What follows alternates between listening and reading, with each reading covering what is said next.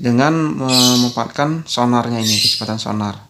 Jadi S1 ya, ini artinya jarak ke laut dengan pepaya. Ini adalah V kali T dibagi 2 ya.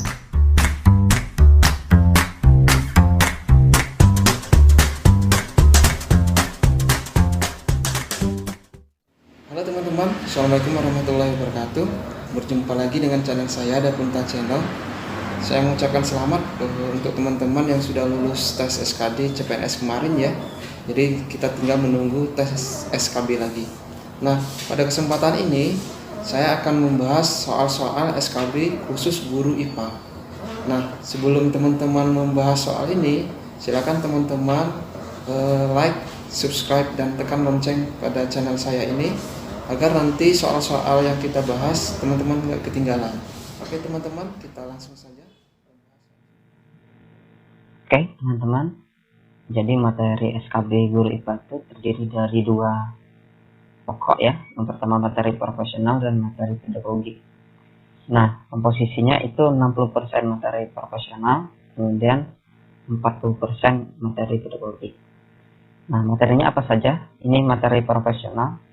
Teman-teman bisa screenshot ya materinya apa saja.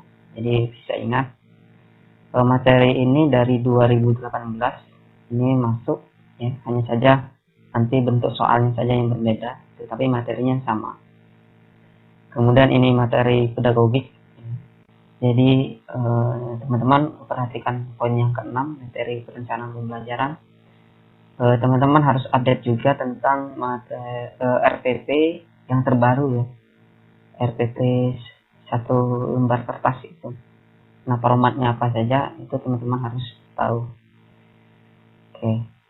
Nah, kita langsung saja, ini materi profesional ya, tentang satuan dan pengukuran. Jadi diberikan tabel seperti ini ya. Kemudian pertanyaannya berdasarkan tabel di atas yang termasuk besaran vektor dan satuan yang tepat adalah ini. Nah, besaran vektor kan adalah besaran yang punya nilai dan arah ya. Oke, kita lihat satu-satu. Yang pertama perpindahan, satuannya meter. Nah, perpindahan ini punya arah ya, misalnya ke kiri, ke kanan, seperti itu. Satuannya meter, jadi nomor 1 benar. Kemudian jarak bukan satuan, bukan besaran vektor ya, karena nggak ada arahnya. Jadi nomor 2 ini salah. Kemudian kelajuan juga besaran vektor. Hanya saja satuannya kurang tepat teman-teman, karena bukan satuan SI ya. Jadi kelajuan itu meter per sekon satuannya. Jadi nomor 2, nomor 3 salah. Nah, kalau kita sudah tahu yang salah itu nomor 2, nomor 3, kita lihat opsi jawabannya.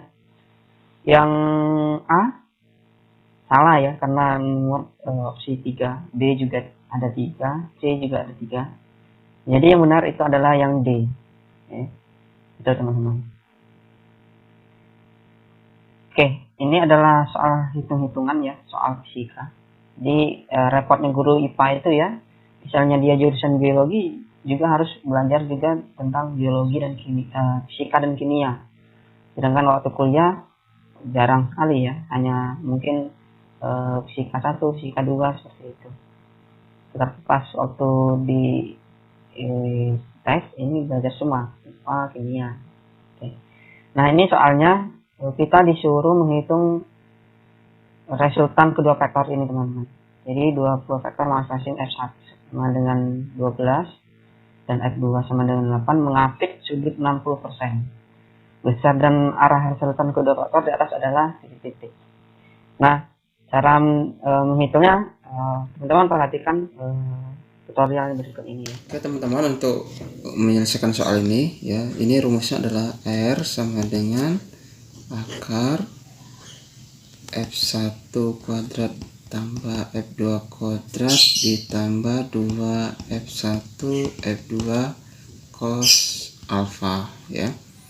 F1 nya adalah ini tadi ya, 12 kuadrat tambah 8 kuadrat tambah 2 kali 12 kali 8 cos 60. Nah, cos 60 ini kan setengah ya, setengah. Jadi 14,4 ditambah 64 ditambah ini kan setengah kali 2 kan 1, jadi 12 kali 8 itu adalah 96. Jadi 304. Ini akar ya, ini akar. R sama dengan 300. Jadi R sama dengan 17,4 N ya, ke kanan. Oke ya teman-teman, jadi jawabannya adalah yang C ya. Oke teman-teman, sudah tahu jawabannya ya. Oke, jawabannya adalah yang C ya, 17,4 ke kanan. Oke, lanjut. Nah, ini termasuk soal yang kategori mudah ya. Jadi kita membaca arah grafik ini. Jadi kalau kita lihat ini grafiknya lurus, artinya percepatannya tetap ya. Jadi ini adalah gerak lurus beraturan suatu benda ya. Jadi jawabannya yang D. Nah, ini sama ya, materinya sama juga tentang gerak juga ya. Tapi geraknya semakin ke atas semakin tinggi ini kecepatannya. Jadi ini adalah gerak lurus berubah beraturan dipercepat. Jadi jawabannya juga D. Oke, kita lanjut. Nah, ini ada soal hitung-hitungan lagi ya. Sejumlah drum yang memiliki volume rata-rata 450 liter dibuat jembatan ponton. Jika setiap drum menopang gaya di 1500 N, bagian drum yang tercelup sebesar. Jadi kita menghitung berapa bagian drum yang tercelup kalau misalnya dia menopang 1500 N. Oke, cara penghitungnya seperti ini teman-teman. Jadi ini adalah soal tekanan ya. Jadi FA tekanan itu rumusnya adalah rho ya kali G kali V ya, seperti itu. Nah ini V yang diketahui itu adalah V drum ya. V drum itu adalah 450 liter. Ini kita jadikan dulu ke dalam bentuk meter kubik ya. Ini kita konversikan dulu ya menjadi 0,45 meter kubik ya. Sedangkan rho massa jenis air itu adalah 1000 km per tambahkan 3 kan. Kemudian tekanan ini ya, tekanan drumnya adalah 1500 N ya kan.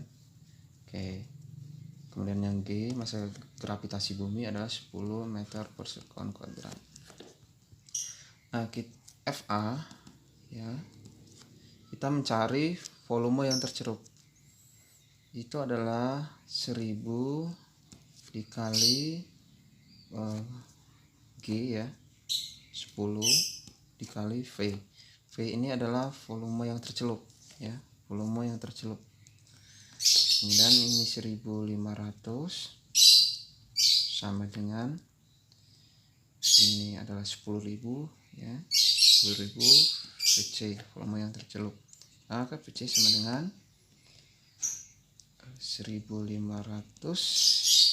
dibagi 10.000 sama dengan 0,15 ya, M pangkat 3. Maka perbandingan yang tercelup dengan yang tidak itu adalah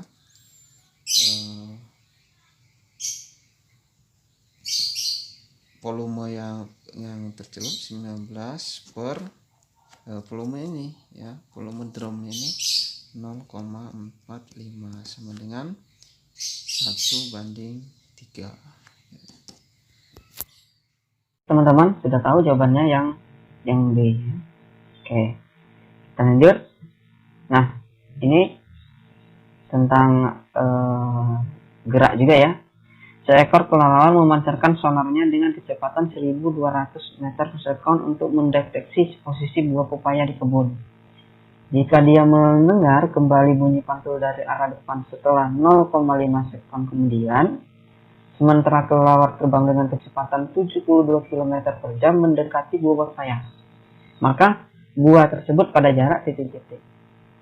Nah, ini cara penghitungnya seperti ini, teman-teman. Jadi kita menghitung jarak kelelawar dengan pepaya ya. Jadi misalnya ini adalah jarak kelelawar yang pertama ya. Kemudian ini adalah jarak pepaya. Nah, kelelawar mengeluarkan sonar dengan kecepatan 1200 meter ya. Ini adalah PS ya. PS-nya kecepatan sonarnya adalah 1200 meter per sekon. Kemudian setelah 0,5 detik kelelawar ini terbang dengan kecepatan 72 km. Artinya dia kelelawar ini setelah bergerak 0,5 detik ya, dia sudah bergerak ke sini ya. Dengan S-nya sama dengan 0,5. Oke, maka kita cari dulu jarak antara kelelawar posisi pertama dengan pepaya ya. Dengan memanfaatkan sonarnya ini, kecepatan sonar. Jadi S1 ya, ini artinya jarak kelelawar dengan pepaya. Ini adalah V kali T dibagi 2 ya. Karena ini adalah pantulan ya. Jadi V sama dengan 1200 dikali 0,5 dibagi 2. Ini adalah 300 meter per sekon. Ini adalah 300. Jadi jarak kelelawar pertama dengan pepaya ini adalah 300 meter ya. Jadi 300 meter. Lalu kita hitung jarak ini yang akan kita hitung ya. Ini yang kita hitung. Maka kita hitung dulu perpindahan kelelawar setelah 0,5. Jadi S2, S kelelawar setelah bergerak 0,5 detik ya.